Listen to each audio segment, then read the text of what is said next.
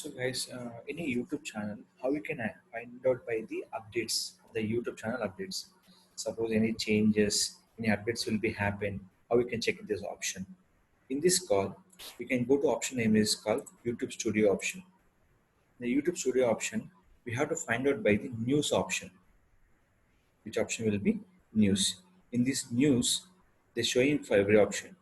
Is a new update will be coming to the June 10th. Which one?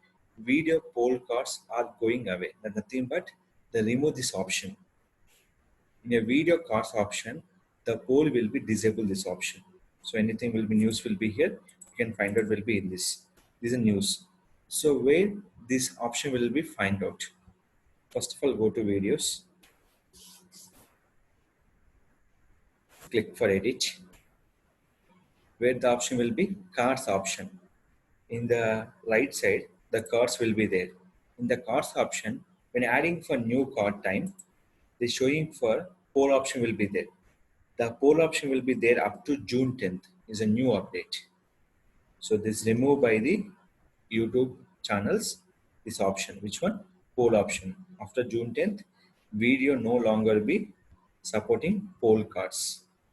So this is only for video future by using cards option. One more option will be there.